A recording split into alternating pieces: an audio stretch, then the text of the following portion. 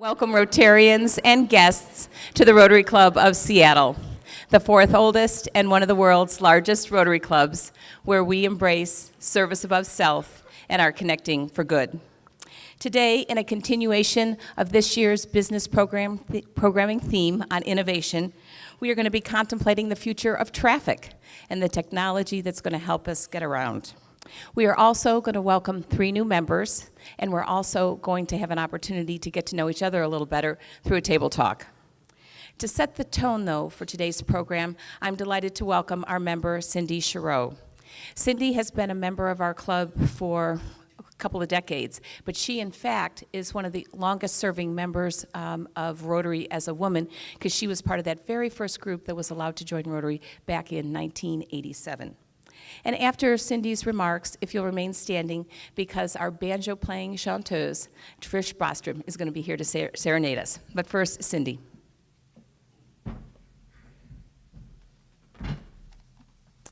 I just returned from the other Washington. No matter how often I have visited, I am always inspired and moved by the vision of our founders and of the leaders who came after and who brought this nation forward and together through difficult and divisive times. The words on their monuments, whether they are elected leaders or citizen leaders, never fail to bring a lump to my throat. We were fortunate enough in our visit to be able to go to the new National Museum of African American History and Culture. The museum takes you on an extraordinary journey through the history of slavery, through the Civil War, through emancipation, through Reconstruction, to civil rights and the election of a Black president. At this challenging time in our nation and our world, it was for me a very uplifting experience, reminding me of the power of the human spirit in adversity, the resilience of our people and our institutions, the importance of standing up for what you believe, and the need for leaders of all political beliefs to work together for the common good of our citizens and our world. In the words of Martin Luther King, the ultimate measure of man is not where he stands in moments of convenience and comfort, but where he stands in times of challenge and controversy. The time is always right to do what is right. Let us all remember those leaders who helped build and guide this nation, and let us all seek to do what is right.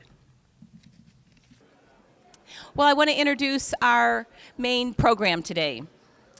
And our speaker is Bryan Mistele, the co-founder, president, and chief executive officer of INRIX.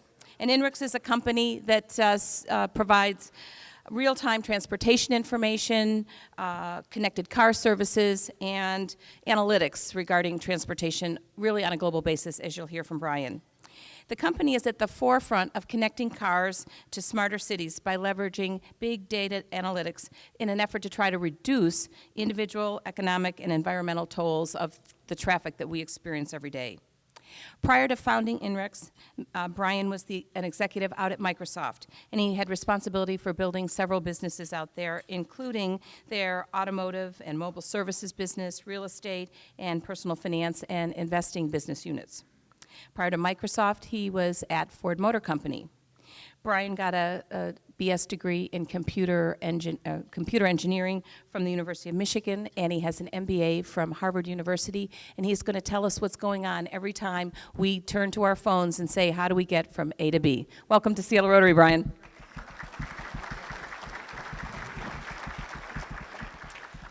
So good morning, or good afternoon, I guess. It is an honor to be here. My father and my grandfather are both longtime Rotarians. I think both of them hit their 50-year mark in the Detroit chapter, so I'm very happy to be here with you. Although I must confess that not everybody in my family is happy that I'm here.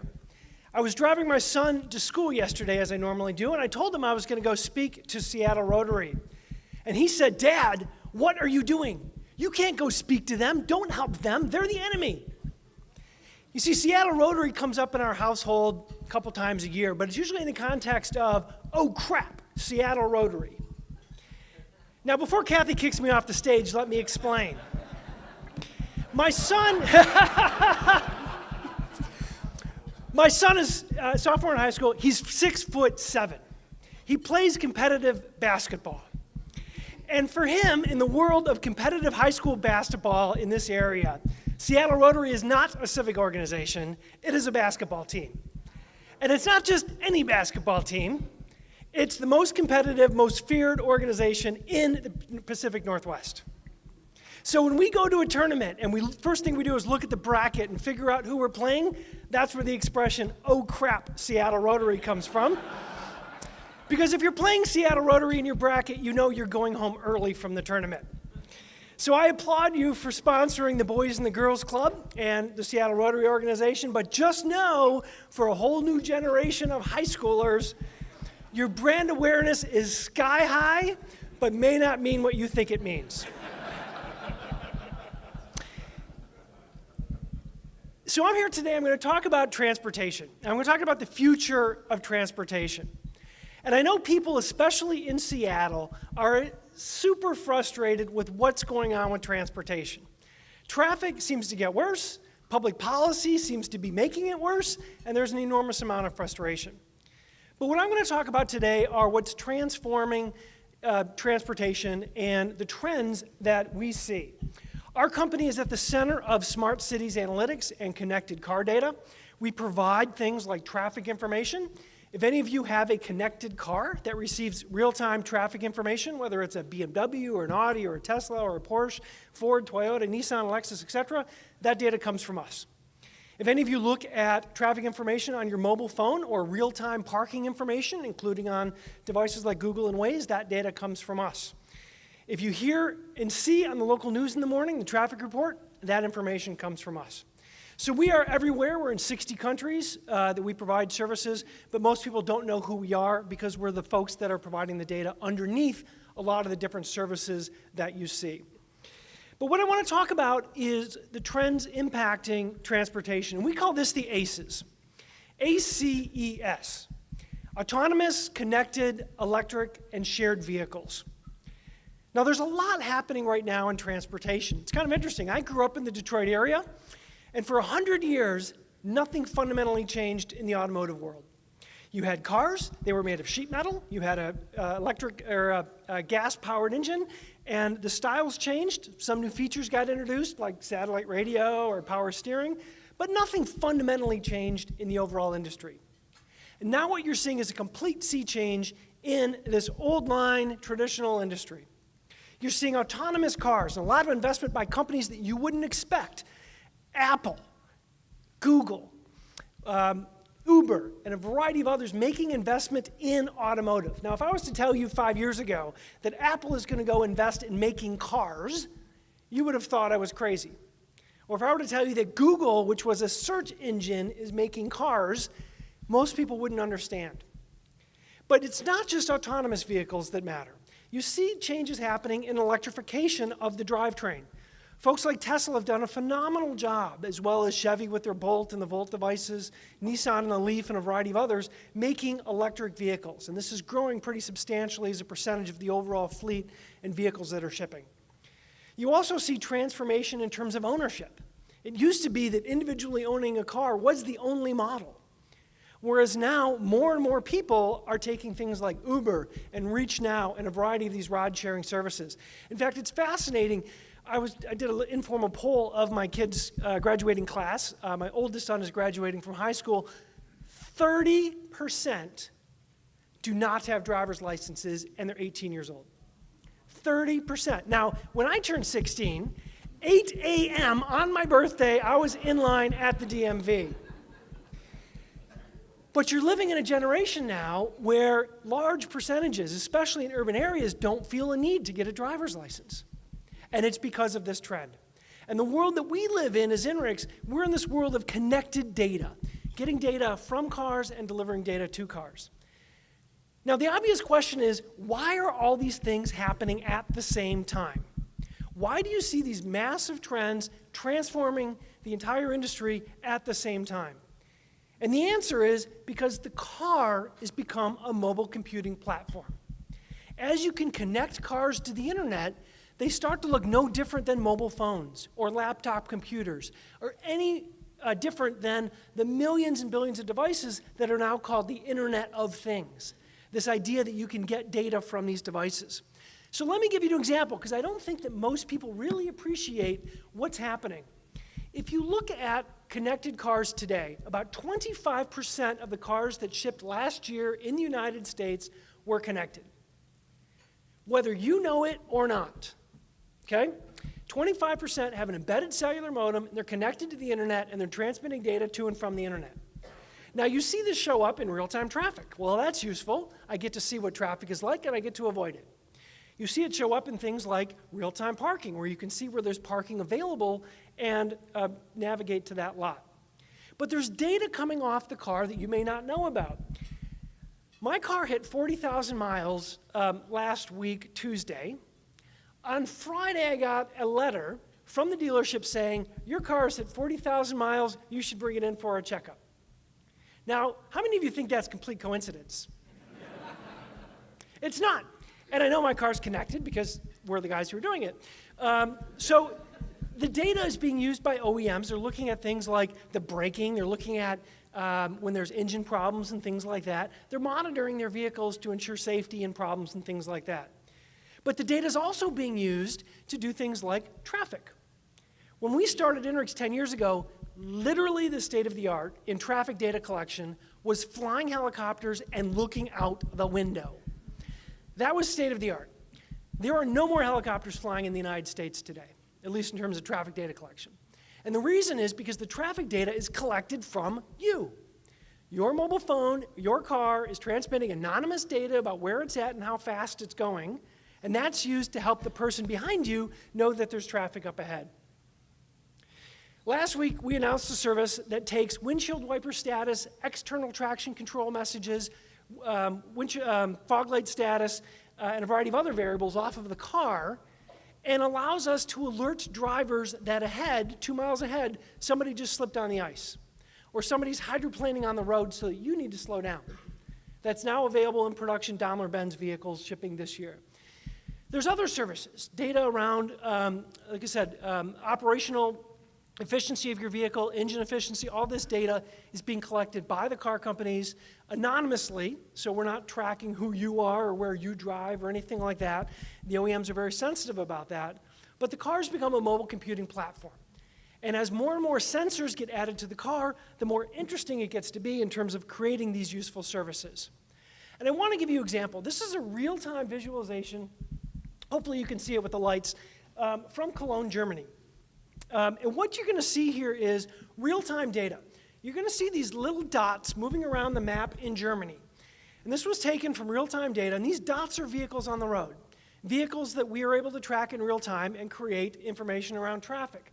And what you see on the right is a weather alert. We've detected ice on the road because we see people slipping on the road, and we can alert drivers to that effect. As you go into the urban area, this is Cologne, Germany, which is the most congested city in Germany, what you see is real-time rerouting, basically taking information, rerouting people to other areas of the city based on what we see on the road. And then as we go into the urban area, what you see are these bar charts. And the bar charts represent the overall parking in block by block across the overall city. So you're able to see now where there's available parking and where you can find parking on the street or in parking garages based on real-time information coming from parking garages and from parking meters on the road. So when we talk about connected cars, this is what you see. And this data now becomes available for a bunch of really, really interesting applications. For one thing, it becomes available not just with connected cars, but more data gets available from the roadway itself. So not just are data from cars being collected, but data from smart meters. You may know that when you go park now in Seattle, many of you can use a mobile app, and you pay for parking. Or you use a smart station to pay for parking. That data is being collected to help us tell people where they can find parking. But data is also being collected from parking operators, gate sensors, and things like that, so that we can tell people 50% of this garage is full, so it's easy to find parking on that stretch of road. Data is being collected around carbon emissions and things like that. So a lot of applications of this data. I'll give you another example. This is this is actually New Jersey Department of Transportation. So all this data is now being used by cities around the state and around the nation to help them figure out how to optimize overall traffic patterns. You may know that Los Angeles retimed all their traffic signals and had a 10% reduction in overall traffic congestion simply by retiming traffic signals. And Seattle, after 30 years of not timing traffic signals, has finally now started to retime traffic signals in the Seattle area based on real-time data. But what I want to talk about now is I want to talk about autonomous, electric, and shared vehicles, because I don't think people realize the impact that this will have on society. I'm notorious, as some of you know, for writing an op-ed in the Seattle Times that basically said sound transit will be obsolete before it's complete. And the reason I said that is not because I hate mass transit, but because if you look at what we're doing with sound transit, we've spent literally 5 times more money than Elon Musk will spend to send people to Mars, and 10 times more money than was spent on doubling the capacity of the Panama Canal. We will spend that on a light rail system that will accommodate less than 1% of overall trips in 25 years, okay? Now, you can argue whether that's smart public policy or not. That's not my goal to argue that. But what I'm going to argue is the trends happening in the private sector now will completely dwarf what's happening in the public sector. If you look at autonomous vehicles, there's a lot of data and a lot of people who write stories about how autonomous vehicles are going to reduce traffic congestion because they can drive closer together. And if you look at the data, that's actually questionable. I'll actually question the research on that. There's folks like Mark Hallenbach at the University of Washington who argues that it's going to make traffic worse because all of a sudden, instead of parking my car, I can just tell it to circle the block for 8 hours while I'm at work and then pick up the car on the way out. Both of those views are completely wrong. If you look at the companies investing in autonomous vehicles right now, it's folks like Google and Uber and Reach Now, which is owned by BMW, and Ford's mobility operation, and a variety of others. They're not planning to sell you an autonomous vehicle. They're planning to operate autonomous vehicles as a network and deliver mobility as a service. The idea being you can summon an autonomous vehicle when you need it, it'll take you from point A to point B, drop you off, and then it goes off and does another delivery. So the benefit of autonomous vehicles is really about reducing the overall number of vehicles in an urban area. If you ask what Seattle can do without building new infrastructure to reduce congestion, the answer, certainly if you look at a 25-year time frame, which is what Sound Transit has done, is autonomous vehicles. By having ride-sharing services like Uber and things like that, you end up with a dramatically fewer number of single-owned occupant vehicles in the city. That opens up overall capacity on the roadways. Now, before you say, no, I actually like owning my car, I don't want to share a vehicle, I want to own it, let me point out that if this group is representative at all of the rest of the country, half of you don't even own a car. You lease it. You basically rent it. Now, instead of paying $300 to the car company to lease a car, what if you could pay $200 and have a car on demand anytime you want it? Would you be willing to do that? What if it was $100 a month? Think about that. That's the value proposition that folks are pushing right now in autonomous. Think about what happens to urban areas like Seattle. Right? If you go around Seattle, what you'll find is about every other block is a parking garage. And there's a parking garage every other block, because people want to be able to park and walk to work. Now, what happens when you don't actually have to park anymore? What happens when you can be dropped off to work and that vehicle can move on? Or, if you like owning your vehicle, one of the features that BMW has already announced for their Reach Now fleet is if you have a BMW, you'll be able to park it in a garage, hit a button, and that vehicle can be used by other people during the course of the day, returned by 5 o'clock. You don't even know it disappeared, but you just made $200. Would you do that? That's what we're talking about. That has a dramatic impact on land use across a city like Seattle that no longer needs to have infrastructure around parking garages. And then finally, think about accessibility.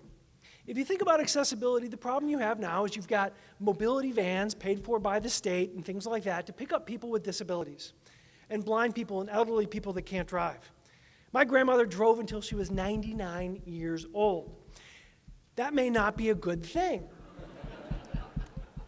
But if she can summon a vehicle with a mobile application and within 5 minutes have a vehicle take her from point A to point B, and that can be reliable, that has a huge impact on people with disabilities. It has a huge impact on the elderly, and more importantly, the young people.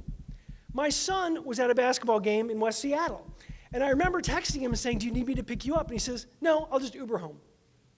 I didn't even know he had an Uber account. But that's how millennials think. I'll Uber home. It's easier than my parents driving to West Seattle, I live in Redmond, to pick them up and take them home. And guess what? He just eliminated me driving twice the distance than what that one Uber driver did. So we reduced overall vehicle miles traveled in the overall city. So finally, this is really what it's about. There's 1.25 million lives, this is a global number, not a US number, 1.25 million lives lost every year due to vehicles. The majority of that, more than 75%, is user error. So if you ask me what the biggest benefit for autonomous vehicles really is, it's this. The ability not to fall asleep at the wheel, which I did when I was 16 and totaled a car doing that. When you're tired, the ability to not play with your radio and crash your car when you're distracted, the ability not to text and drive, but the ability for that car to safely get you from point A to point B, having far more sensors than the two eyeballs that are currently in your head. Saving lives, reducing congestion, giving people more time in their day, that's what it's about.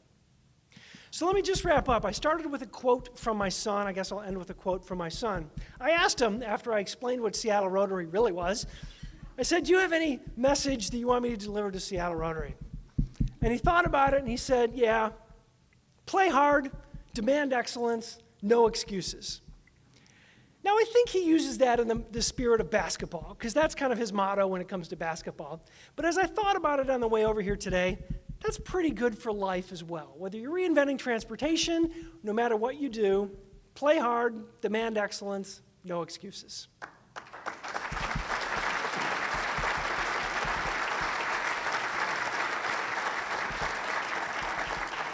So questions. Why don't we start over here in the back? Yes, you. Why don't we start with you?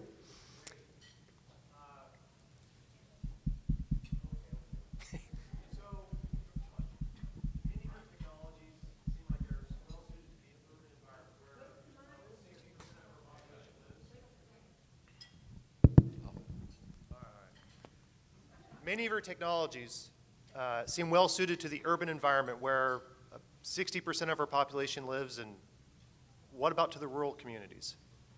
If there's not sufficient cars on the road, your predictive models aren't going to work. No, so that's a great question. There's no question that the focus right now around autonomous vehicles and certainly shared vehicles is in the urban areas. It's not about the rural areas. You know, for us, who's trying to look at traffic information, the nice thing is where there's a small amount of data, like in a rural area, there's not a lot of traffic. Where there's a lot of data, there's a lot of traffic. So from that point of view, it sort of is positively correlated with the overall population. But these trends, and certainly what's happening in transportation, impact rural areas in the sense that one of the biggest areas of focus right now, companies like PACCAR, are focusing on autonomous trucking. The biggest problem most freight companies have is getting drivers. People don't want to be gone for 5 days a week as they're making a delivery. So if that truck can navigate across the country safely and happen through rural areas, it has a big impact. Now, some are positive impacts, some are negative. Those vehicles don't have to stop at diners to eat if they're going from point A to point B. But at the end of the day, it makes it a lot easier to get goods from point A to point B, which I would argue is a good thing. Right. Okay. Two questions. What's the best traffic app, in your opinion? And number two, I use Waze, and how do the algorithms prevent creating traffic jams when everybody is told that I-5 is jammed, so take the 80th exit and go down Aurora? Yeah, so great question. So the best traffic app, of course, is INRIX traffic app, INRIX. Go download it, Android and iPhone. But to answer your question, the way that the traffic apps work is they do collect data from when you're using Waze or Google or whatever. They're collecting data about where these people are. The algorithms operate in real time. So people always ask, well, if you tell everyone to go this way, then traffic's going to get worse here. The reality is that's not how it works, because it's real time. Every second, the algorithms are constantly changing. So if 2 or 3 people start to peel off over there, then another route becomes more attractive, then you start to send people that direction. So it has the effect essentially of making the entire city equally worse, as opposed to a couple areas that are horrendous, right? Which ultimately is what you want, right? If you think about how the internet works and routing packets around the internet, it's the same thing. Make the traffic equally the same across the network, and then you have a much lower level than where you see these horrible hotspots, where you see these bottlenecks. Okay. Hi there. I'm curious as to where you're seeing the public sector think about this kind of, particularly autonomous driving, and what you're seeing there, and in particular as well with, you mentioned public transit. I think there is a population of folks who having an on-demand rideshare is going to be out of reach in terms of ongoing affordability to get to and from work and their homes and that kind of thing. Do you think policymakers and government should be thinking about, do they subsidize ride sharing? Do they subsidize this kind of thing in addition to a portfolio in public transit? I'm just curious what you're hearing. Yeah, sure, it's a great question. So I had the opportunity to present to the Seattle Port Commission, and they were focused on how do we get people in and out of SeaTac, because if you look at the estimated volume, it's a huge issue for them. And my single answer was exactly that. Subsidize rideshare in and out of the airport. Because again, if you think about efficiency in terms of people driving and leaving their cars for 5 days, which causes overall space problems, but the efficiency of especially things like Uber Pool, right, where Uber Pool basically looks at all the people trying to get from SeaTac to Redmond, puts you together with a couple other people, and gets you from point A to point B much, much more efficiently than what you'll get somewhere else. I mean, people talk about, light rail to the airport, but let me ask you this question, right? The light rail, right now an Uber from the airport to my house is about $40. Now, what happens when I pull the driver out and that can happen autonomously? Do you want to know how much that costs? $10. Now, if I share that with 2 or 3 other people who are going to Redmond, right, near my house, which is what these algorithms do, now it's a couple of dollars per person. And if it can pick me up and drop me exactly at my house, as opposed to me taking light rail and then a station and then trying to figure out how to get home, how many of you would do that? This is what I mean by when I say there's nothing against light rail, but if you think about what's happening with autonomous and shared, and certainly look at a 25-year time horizon, these trends swamp anything else that's happening on the public sector side. So the best thing we can do is encourage it by making areas for these vehicles to park in the city, make it areas for these people to pick up, because a lot of places, you can't pick up a Reach Now or an Uber vehicle on many of the urban roads in this city. Because of the way that the zoning has worked and the parking has worked. So those are the kind of things that I would encourage public policymakers to think about is how do we encourage these, because that's going to have a much bigger impact on congestion than almost anything else we do in the public sector side. Next question's in the center here. At the risk of tipping my hand to two of our newest members, how do we keep this real-time information out of my insurance company's hands, knowing that I'm going a few miles over the speed limit, or my tires are too worn, or something like that? Yeah, so great question. In fact, I had 2 meetings on this in the last 2 days, because this is a big area of focus for insurance companies. But the way the laws work, basically it has to be opt-in, right? So the scenario is, since cars now are having software that can be updated over the air, applications in the vehicle. Now imagine you had an application in your car, and Progressive popped up a message that says, we know you're a Progressive driver. If you click here and let us look at your driving over the next week, we can decrease your insurance by 15%. Right? They already do this today. They mail out dongles that you can plug in your car that looks how you drive, and then basically allows you to price insurance based on how you drive. Now, you can opt into that. People like me, I'm not going to opt into it. I drive a Porsche, so I'm not exactly in the safe driver camp. But it's up to you. Right? It's up to you to decide if that's a service that you want to use. But you'll see that on your dashboard a lot quicker than you think it will.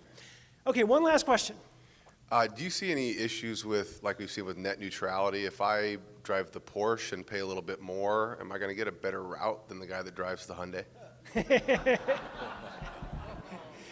So no. There has never been a discussion in my 12 years doing this about basically allowing different types of vehicles to have different priority when it comes to these algorithms.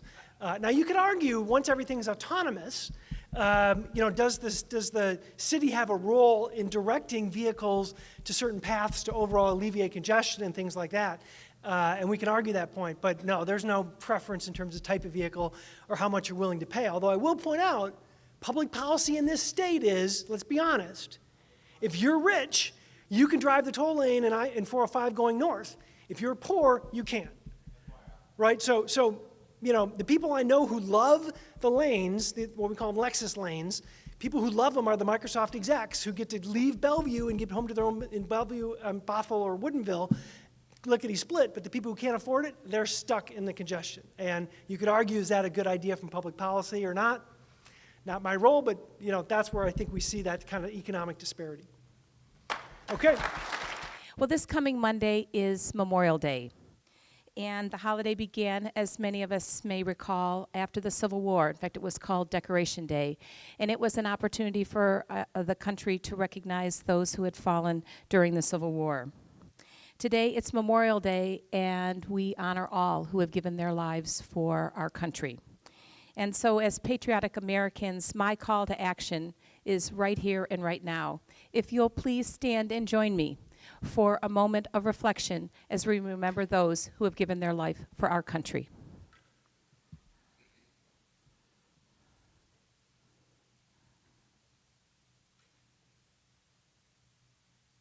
We are adjourned.